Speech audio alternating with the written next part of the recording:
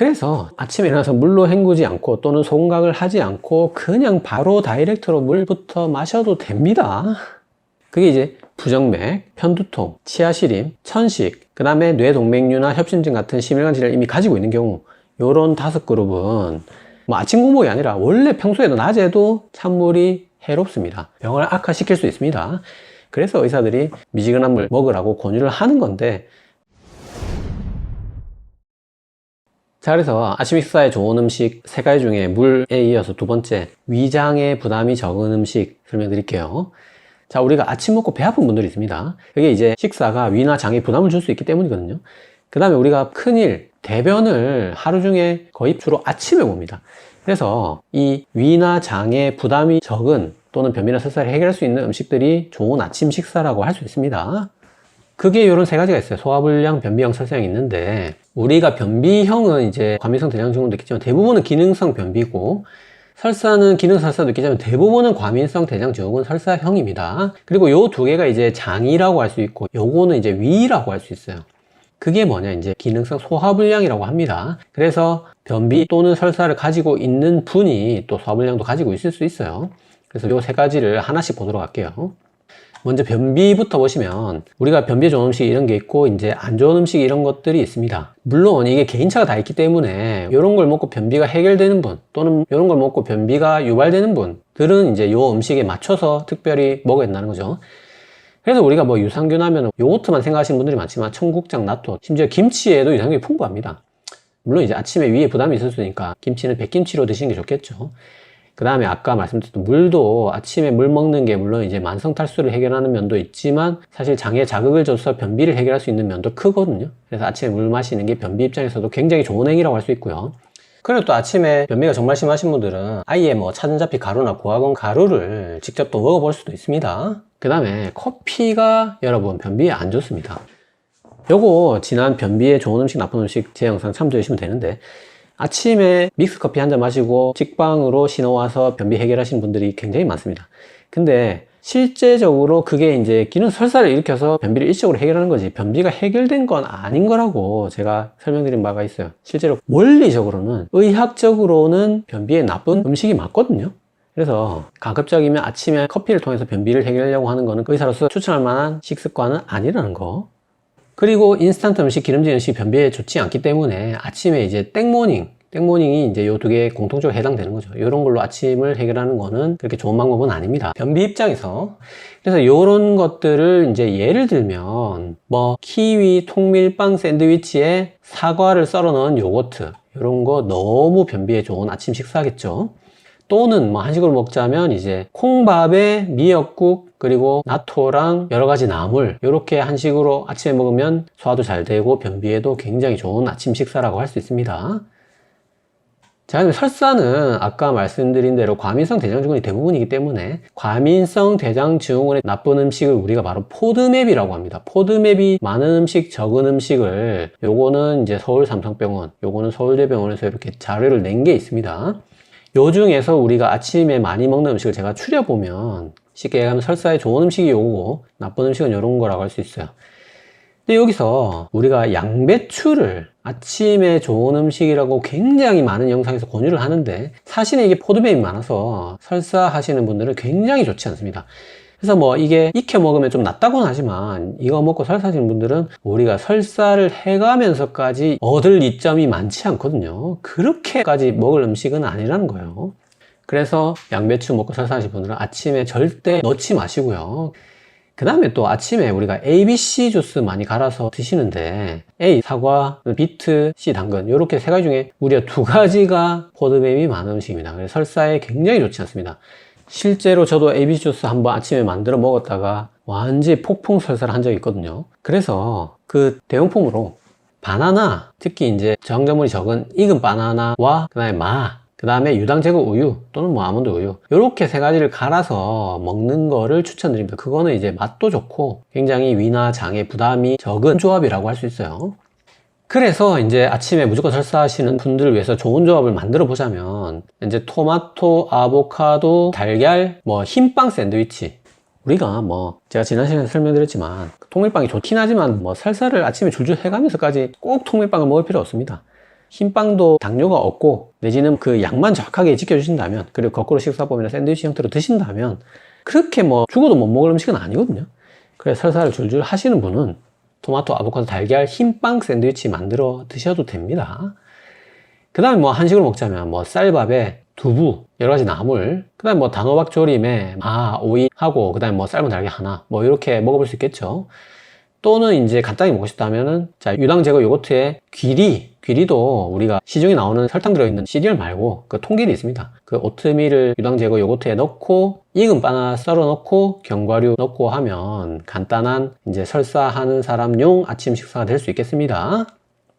자, 세 번째 이제 소화불량인데, 소화불량은 우리가 위를 말하는 겁니다. 이거는 장이 아닙니다. 그래서 아침에 먹으면 배 아픈 거를 소화불량이라고 생각하는 경우가 많은데, 사실 아침 식사를 하면 배가 아픈 경우에 거의 대부분은 위가 아니라 장 때문입니다. 즉 과민성 대장증후군 때문이거든요. 그래서 이거를 위 통증을 장 통증이랑 구분 못하는 경우가 많습니다. 그래서 정확한 위 통증은 뭐냐면, 굉장히 배고플 때 있잖아요. 너무 배가 고프면 그게 배가 아플 때가 있잖아요, 심지어. 그런 어떤 공복감 형태의 통증, 그게 바로 위 통증입니다. 그래서 아침만 먹으면 그런 공복감 형태의 위 통증이 생기거나 무조건 체한다, 요거를 바로 소화불량이라 하는 거거든요. 그래서 그런 소화불량이 있는 분들은 어떤 음식이 좋은가? 자, 요런 음식이 좋습니다. 그래서 아침에 요런 걸 위주로 드시고 요런 거는 피하는 게 좋아요. 근데 여기서 또 커피가 나옵니다.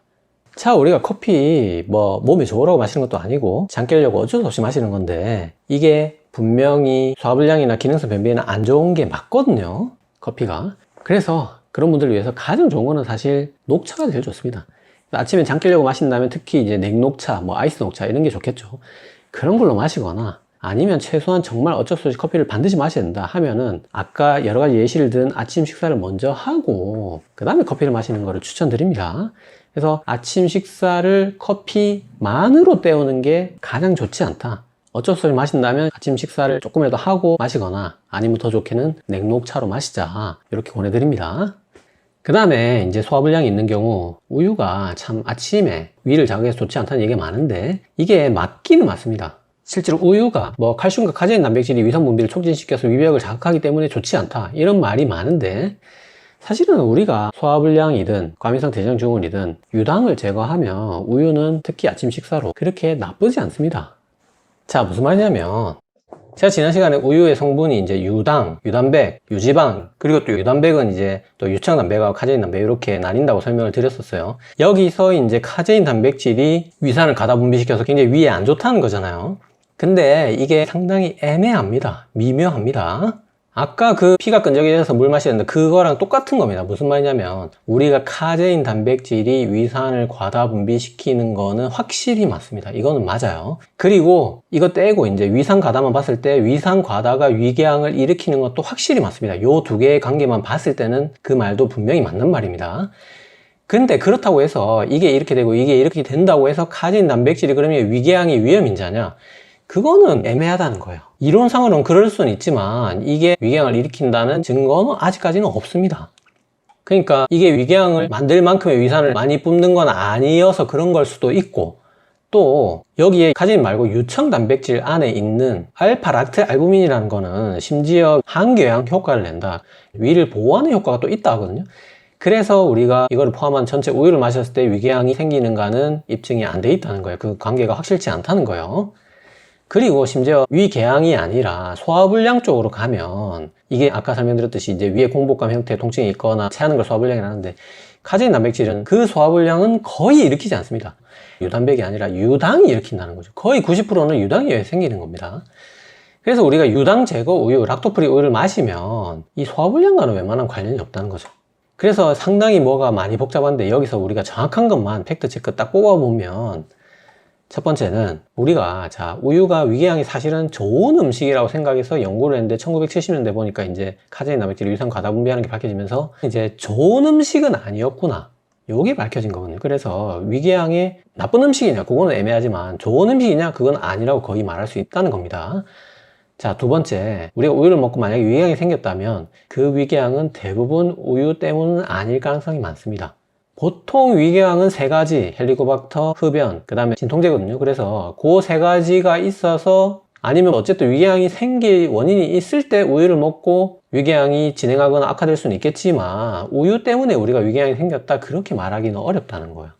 자, 세 번째, 우유를 먹고 생긴 소화불량은 99%는 유당 때문입니다. 이거 설명드렸고요. 그래서 자, 우유를 먹고 뭔가 하여튼 위가 아프다 그러면 내시경을 하셔야 됩니다. 내시경을. 이거는 내시경을 해서 역류성 식도염이나 뭐 십이장경이나 위궤양 이런 게 없는지를 확인하고 있으면 그런 거를 치료를 해서 완치를 시키고 유당을 제거한 유당 제거, 특히 저지방 우유를 먹어보는 겁니다. 그래서 이것도 없고 이것도 다 했는데도 불구하고 그래도 소화불량, 즉 공복감 형태의 위 통증이 있거나 체한다 이런 경우는 사실상 우리가 1% 미만으로 볼 수 있고 이분들은 정말 어쩔 수 없이 진짜로 우유를 마시면 안 되는 거죠. 이런 분들이 이제 우유 알레르기나 이런 거로 봐야 되기 때문에 이거하고 이거까지 다 했는데도 위가 아프다든지 뭔가 소화불량이 생긴다 이러면 그분들이야말로 정말 이제 아침 공복이는 어쨌든 우유를 마실 수 없는 겁니다. 자, 그게 아니라면 대부분은 아침 공복에 유당 제거 저지방 우유 내지는 유당 제거 저지방 요거트를 먹어볼 수 있습니다. 그 다음에 아까 인트로에서 제가 잠시 언급했는데 고구마가 악효질이랑 탄닌이 있어서 위벽과 위산을 자극하고 속쓰림을 유발할 수 있다 이런 얘기를 봤는데 자, 고구마의 악효질이 이게 무슨 뜻으로 악효질을 적어놨는지 모르겠는데 악효질이 영어로 하면 콜라겐이거든요. 자, 고구마에는 콜라겐이 들어있지 않습니다. 그래서 제가 이걸 찾고 찾아보니까 외국 사이트에 이제 점액질이라고 돼 있는 거를 악효질로 잘못 번역한 게 아닌가. 자, 이게 콜라겐의 뜻으로 쓴 게 아니고 그 글루의 뜻으로 악효질을 아마도 쓴 것 같아요. 그래서 이거는 악효질이 아니라 점액질로 써야 맞는 거고 애초에. 그리고 고구마의 점액질과 탄닌이 많은 건 맞습니다.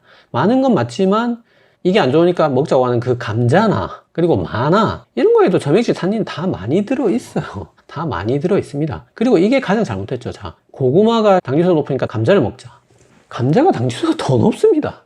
자, 저는 무슨 말인지 도당체 이해가 안 되는데 자, 고구마가 아침 식사로 안 좋으니까 감자를 먹자고 하면 감자에 악효질, 탄닌, 당지수 더 높거든요. 말이 안 되는 얘기입니다. 제가 이 시간에 고구마, 감자가 아침 식사로 안 좋다는 얘기를 하려는 게 아닙니다. 굳이 아침 식사에 고구마나 감자나 둘 중에 뭐가 더 낫다는 이런 우위를 점할 만한 음식은 없다는 거예요. 그리고 당뇨 입장에서 감자가 또 혈당을 올릴 수 있기 때문에 밤새 냉장고에 넣어놨다가 저항전분을 만들어서 먹자 이런 얘기도 있는데 자, 대한소화기능성질환 운동학회에서 공식 지침에 저항전분의 섭취를 줄이세요. 자, 공식 지침에 저항전분을 과민성 환자들은 먹지 말자고 적어놨어요. 그래서 뭐 당뇨가 있고 과민성 대장증후군 전혀 없다 이러면 뭐 한번 고려해 볼 수 있겠지만 과민성 대장증후 환자들이라면 굳이 저항전분을 만들어서 먹는 일은 지양해야 되고 특히 당뇨가 없는 분들이라면 더더욱 그런 일은 하시면 안 됩니다. 그래서 아침 식사 위와 장에 좋은 음식 알아봤고 마지막으로 특히 당뇨 입장에서 탄수화물, 단백질, 지방의 구성에 대해서 설명드리도록 할게요. 뭐 단백질 좋은 거 누가 모르나 아침에 소화가 안 되니까 못 먹지 하시는데 소화가 잘 되는 단백질 자, 요거를 총 정리해서 아침 식사로 뭘 먹으면 좋은지 딱 그냥 예시를 들어서 마지막으로 정리해 드릴게요.